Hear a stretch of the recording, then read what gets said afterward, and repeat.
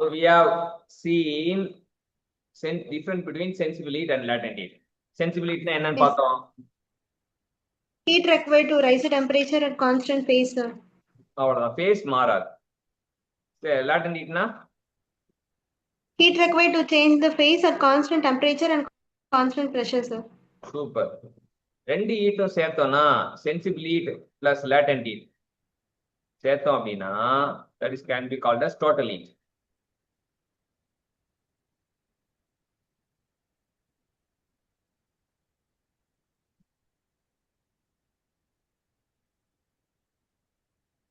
Yes, sir.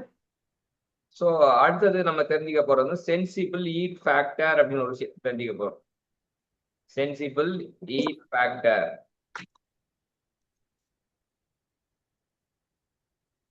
Sensible heat factor Yes, sir. SHF. Yes, sir. That is equal to ratio. It is equal to SHF equal to SH by TH. என்னன்னா it is the ratio of sensible heat to that of total heat.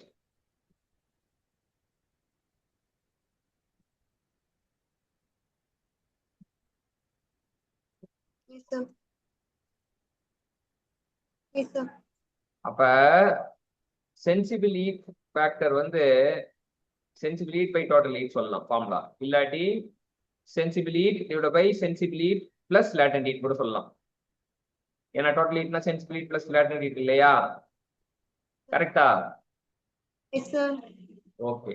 இப்ப sensible heat வந்து 30 kilo joule, latent heat 20 kilo joule. Find sensible heat factor.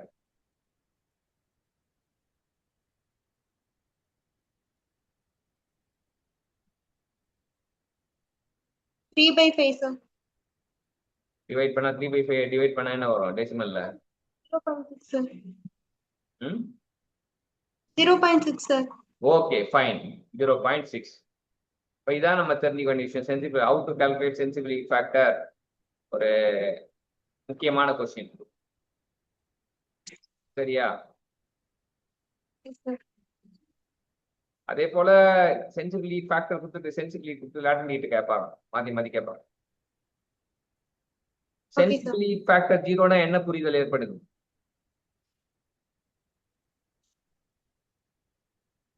Latent heat or sensible heat will be zero work, sir. எப்படி தப்பா சொல்றீங்க? நான் sensible heat factor 0ன்னு சொல்லிட்டேன். அப்ப எது என்ன இன்ஃபரன்ஸ் உங்களுக்கு புரியுது? ஃபார்முலா தெரியும், ஒரு கண்டிஷன் கொடுத்துட்டேன், sensible heat factor equal to 0ன்னு கொடுத்துருக்கேன். சப்ஸ்டிட் பண்ணி கண்டுபிடிங்க பார்ப்போம். when sensible heat factor equal to 0, what happen? What it implies? Total heat will be 0, sir. என்னமா இப்படி சொல்ற? Sensible heat factor equal to sensible heat by total heat. Sensible heat factor 0ன்னு சொல்லிட்டேன். அப்ப டோட்டல் ஹீட் இன்டு 0 வந்து 0 ஆயிடும். therefore sensible heat equal to 0. ஆமா, சாதாரண சம். சரியா? இது ஒரு சாதாரண சம், ரொம்ப பெருசாலாம் கஷ்டமான சம்மே கேட்கல. ஈஸியான சம்லாம் தப்பே பண்ணக்கூடாது. ஈஸியான சம் தப்பு பண்ணா வந்து ரைஸ் ஆக முடியாது. சரி, இப்ப நான் சொல்றேன் சென்சிபிள் ஹீட் ஃபேக்டர் 1 அப்படின்னா என்ன? Sensible heat will be 1. Sensible heat factor 1ன்னு சொல்லிட்டேன். அப்ப என்ன ஆயிடும்? கிராஸ் மல்டிப்ளை பண்ணா sensible heat plus latent heat equal to sensible heat, latent heat equal to sensible heat minus sensible heat, latent heat equal to 0ன்னு வரும். Substitute பண்ணி பாருங்க. நான் இப்போ சொன்னேன்னா சிம்பிளான சம், ஃபார்முலா சொல்லிட்டேன், வேல்யூ சொல்லிட்டேன், கிராஸ் மல்டிப்ளை பண்ணி சப்ஸ்டிட் பண்ணணும். சப்ஸ்டிட் பண்ணா you may get the correct answer. டக்குன்னு சொல்லணும் அவசியம் கிடையாது. Take some time. சரியா? இப்போ சென்சிபிள் ஃபேக்டர் 0னா என்ன புரியுது? சென்சிபிள் ஹீட் ஃபேக்டர் 0னா என்ன புரியுது? Sensible heat will be 0, sir. Sensible heat will be 0. Total heat equal to only latent heat. The available Yes, heat is only latent heat. So வந்து sensible heat 0 ஆயிட்டனா the available heat is only latent heat. Sensible heat factor equal to 0னா. சரியா? Yes, sir. இப்ப sensible heat factor equal to 1 அப்படின்னா என்ன அர்த்தம்? Latent heat will be 0, sir. The available heat will be only sensible heat. அவ்வளவுதான். ரெண்டுமே போட்டு note அப்படின்னு போட்டு நோட் பண்ணி வச்சுங்க. அதுதான் புரிதல். ஒரு ஃபேக்டர் இருந்ததுன்னா அந்த ஃபேக்டர் வந்து எப்படி வந்து நம்ம இது பண்றோம் அப்படின்னு தெரியும். ஒரு ஃபேக்டர் இருந்ததுன்னா அந்த ஃபேக்டர் வந்து எப்படி வந்து நம்ம புரிஞ்சுக்கிறோம். ஒரே ஒரு ஃபார்முலா தான், sensible heat factor equal to sensible heat by total heat. ஆனா இதுல வந்து ஒரு பெரிய விஷயம் இருக்கு. என்ன விஷயம் இருக்கு அப்படின்னா, ஒரு சூப்பரான கொஸ்டின் இருக்கு, எப்படி வேணா கேட்கலாம். The available heat is only sensible heat. What is the value of sensible heat factor? 1. 1. இப்ப நான் அவைலபிள் ஆஃப் சென்சிபிள் ஹீட்ல இருந்து complete available of sensible heat வரைக்கும் வருது. ஃபர்ஸ்ட் 0னா ஒன்லி லேட்டன்ட் ஹீட் அவைலபிள், 1னா ஃபுல்லி சென்சிபிள் ஹீட். அதான் புரியுது. ஒரு ஃபேக்டர் ஏன் உருவாக்குறாங்க அப்படின்னா இதுக்காக தான் உருவாக்குறாங்க. Okay, sir. சரியா? Yes, sir.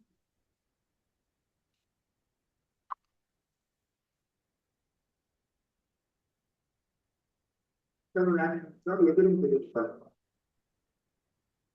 ஸோ அதனால அதை கிரிட்டிக்கல் பாயிண்ட் அப்படின்ற ஒரு விஷயத்தை அந்த கிரிட்டிக்கல் பாயிண்ட் வந்து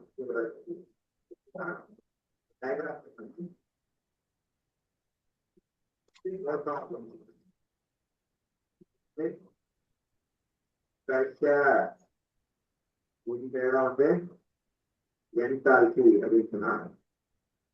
ப்ரெஷர் ஏற ஏற ஏற ஏற என்ன ஆகும்? இங்க வந்து இந்த தூரம் லாட்டிடியூட் இந்த லைன் கம்மியாகிட்டே போதா, கம்மியாகிட்டே போயிட்டு இப்ப அப்புறம் மேல நம்ம என்ன பார்க்க போறோம் அப்படின்னா, இப்ப என்ன பார்க்க போறோம்? பாயிண்ட்டுக்கு பிறகுதான் கிரிட்டிக்கல் பாயிண்ட்.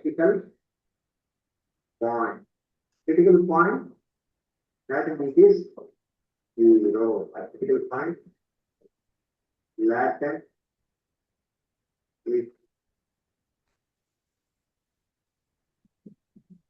0. அந்த pressure ஏற ஏற ஏற enthalpy தான் latent heat decreases.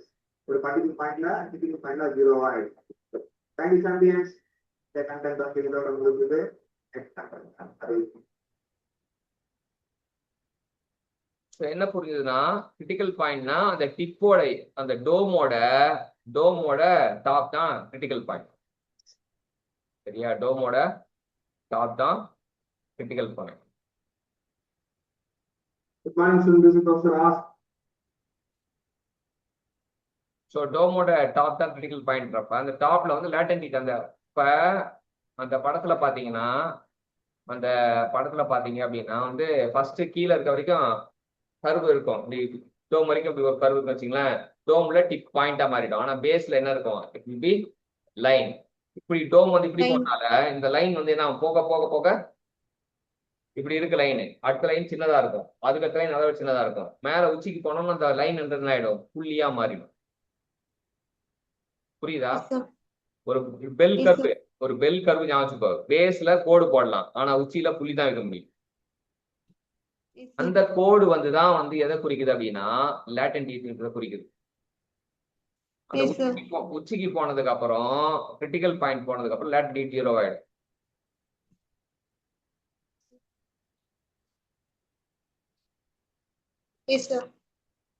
Latent heat 0 ஆகுதுன்னா என்ன அர்த்தம்? ஏற்கனவே நான் கதை சொல்லிட்டேன். சென்சிபிள் ஹீட் மட்டும் இருக்கும், சென்சிபிள் ஹீட் ஃபேக்டர் 1. அவ்வளவுதான் இந்த கதைக்கே அர்த்தம். சரியா? ஸோ நான் உங்களுக்கு என்னன்னா அந்த வீடியோவை இப்போ நீங்க உங்களுக்கு அனுப்பிச்சிட்டேன், ஏற்கனவே ஷேர் பண்ணிட்டேன்னு நினைக்கிறேன். 41 வீடியோ இருக்கும். இந்த வீடியோ நம்பர் சொல்றேன். ஸோ அந்த நம்பரை ஒரு வாட்டி போய் ப்ளே பண்ணி பாத்துங்க. சரியா? ஒவ்வொரு வீடியோவா இது பண்ணி இன்னைக்கு வந்து ஃபுல்லாவே அந்த 41 வீடியோ பிளேலிஸ்ட் இருக்கு. அதை வந்து கரெக்டா பார்த்து ஒன்று ஒன்றா முடிச்சிடும். எல்லாத்தையுமே வந்து நீங்களா பார்க்க சொன்னா உங்களுக்கு இதுவும் ஆகாது. நான் வந்து என்னன்னா இங்க ப்ளே பண்ணி நம்ம இன்டராக்ட் பண்ணியே கத்துக்கலாம். சரியா? ஒரு வாட்டி இங்க பார்ப்போம், அப்ப தனியா ஒரு வாட்டி பாருங்க. ஓகே? இப்போ அந்த மாதிரி பண்ணும்போது இப்போ எல்லா டாபிக்கும் முடிச்சிடலாம். இன்னைக்கு மிச்சம் மீதி இருக்க எல்லா டாபிக் முடிச்சுட்டு இன்னைக்கு தெர்மோடைக்ஸ் இறக்கட்டுவேன். ஸோ ஆல்ரெடி ஸ்ட்ரென்த் ஆஃப் மெட்டீரியலும் ஃப்ளூயிட் மெக்கானிக்ஸும் ரிவிஷன் பண்ணி கரெக்டாக பண்ணிட்டே வாங்க. தெர்மோடைக்ஸும் ரிவிஷன் முடிஞ்சதுன்னா அப்படியே 3 சப்ஜெக்ட் முடிச்ச மாதிரி இருக்கும். இப்போ நீங்க எதிர்பார்த்த எக்ஸாம் இதுதானா? ஆகஸ்ட் மாதம் நடத்த போறது இல்லை ஏற்கனவே அப்ளை பண்ணிட்டீங்களா அந்த எக்ஸாம்? இல்ல சார் அதுக்கு இன்னும் அப்ளிகேஷன் கம்மிங் 27 தான் சார் ஓபன் ஆகுது. சரி, இப்ப இந்த நோட்டிபிகேஷன் வந்து எக்ஸாம் டேட் பின்னாடி அறிவிக்கப்படும் சொல்லியிருக்கான் இல்லையா? எக்ஸாம் டேட் சொல்லல இல்லையா? சொல்லிட்டான். இல்ல சொல்லிட்டாங்க சார் ஆகஸ்ட் 3 இந்த டேட் அனௌன்ஸ் பண்ணி. இந்த இதுல பிடிஎஃப்ல கொடுத்துருக்காங்களா? ஒரு பிடிஎஃப் இல்ல sir annual planar John month வந்தப்போ எல்லா எக்ஸாமோட டேட்டும் அவங்க ஸ்பெசிஃபை பண்ணி கொடுத்துருந்தாங்க சார். அதுல இந்த எக்ஸாம் வந்து ஆகஸ்ட் 3. ஓகே, இது வந்து ஆகஸ்ட் 3ன்னு சொல்லிட்டான். அப்ப ஆனா வந்து இதுல பிடிஎஃப்ல நான் பார்த்தேன், பிடிஎஃப்ல வந்து எப்பன்னு சொல்லல. Date exam date will be later அப்படின்னு போட்டிருக்காங்க. சரியா? அதனால வந்து கரெக்டா சின்சியர் அட்டெம்ப்ட் எப்படின்னா கொஞ்சம் இது பண்ணி ப்ராக்ரஸ் ஆகி போயிட்டே இருக்கும். எல்லா விஷயங்களும் கொஞ்சம் கம்மி கம்மியா படிச்சு எல்லாத்தையும் மண்டையில ஏற்றிடும். சரியா? Yes sir. வந்து Yes, நோட்ஸ் sir. வந்து பக்காவா இருக்கணும். அப்பதான் வந்து அந்த சப்ஜெக்ட் முடிச்சதுக்கான அர்த்தம். கொஸ்டின் ப்ராக்டிஸ் பண்றது தனியா அப்படியே போட்டுட்டே வரணும். நோட்ஸ் சிம்பிளிஃபைடா இருக்கணும், கொஸ்டின் ப்ராக்டிஸ் தனியா இருக்கணும். அப்பதான் வந்து ரெண்டும் கலக்காம இருக்கும். ரெண்டு கலந்தனா நோட் வந்து 2 நோட் ஆயிடும். தெர்மோனிஸ்க்கே வந்து ஒரு நோட்டு 2 நோட் ஆயிடும்.